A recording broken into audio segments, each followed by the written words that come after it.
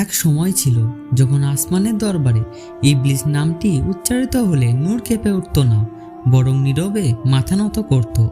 সে ছিল জিনদের একজন, কিন্তু তার ইবাদতের ভারে তার ছায়া ফেরেশতাদের কাতার ছুঁয়ে ফেলেছিল। রাতের পর রাত সিজদায় গলে যেত তার সময়, দিনের পর দিন আল্লাহর জিকিরে জ্বলে উঠত তার অস্তিত্ব। দেখতে সে ছিল অনুগত্যের প্রতীক, কিন্তু তার হৃদয়ের গভীরে নিভে না যাওয়া এক আগুন ঘুমিয়েছিল, অহংকার। তারপর এলো সেই দিন, আল্লাহ সৃষ্টি করলেন হযরত আদম আলাইহিসসালামকে।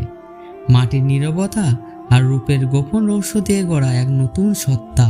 আসমানে আদেশ নেমে এলো, তোমরা আদমকে সিজদা করো। সময় থমকে গেল, নূরের দরবারে শ্বাস নেওয়ার শব্দটাও হারিয়ে গেল। ফেরেশতারা লুটিয়ে পড়ল সিজদায়, ডানা কাঁপল, অস্তিত্ব ঝুঁকে পড়ল আদেশের ভারে। কিন্তু একজন দাঁড়িয়ে রইল, ইবলিস। আগুনে গড়া শরীর আর চোখে তার চেয়েও ভয়ঙ্কর আগুন, অহংকারের আগুন।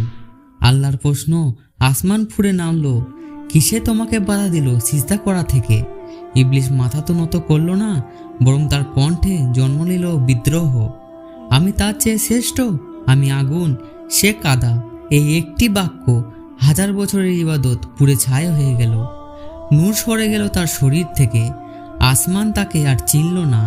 ইবলিস বুঝতে পারল সে পড়ছে নিচে, আরও নিচে, অন্ধকারের দিকে। লালত নেমে এলো বজ্রের মতো, কিন্তু পতনের মাঝেই সে হেসে উঠল, এক বিকৃত ফাটল ধরা হাসি। সে সময় চাইল, সময় ধ্বংসের জন্য। আমাকে কিয়ামত পর্যন্ত অবকাশ দাও। সে বলল, আমি প্রমাণ করে দেব তোমার সৃষ্টি কৃতজ্ঞ নয়। অবকাশ দেওয়া হলো। সেদিন থেকেই অন্ধকারে জন্ম নিল এক শপথ। ইবলিস মাটির ওপর ঝুঁকে ফিসফিস করে, আমি তাদের নামাজে অলসতা ঢোকাবো, তওবার মুখে অহংকার বসাবো, হারামকে সাজাবো হালালের মতো।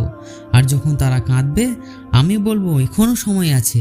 মানুষ তার কণ্ঠ শোনে না, কিন্তু রাত গভীর হলে, নামাজ ছেড়ে দিলে, গুনাহ ছোট ভাবলে, সে তখন খুব কাছেই থাকে। তবু ইবলিস জানে তার আগুন কাঁপে এক জিনিসে, এক ফোঁটা সত্যিকারের তওবা। একটি সিজদা যা অহংকার ভেঙে দেয়, একটি আউযু বিল্লাহ যা তাকে পুড়িয়ে ছাই করে দেয়। সে জানে যে মানুষ আল্লাহর সামনে ভেঙে পড়ে, সে মানুষকে সে কখনো হারাতে পারবে না।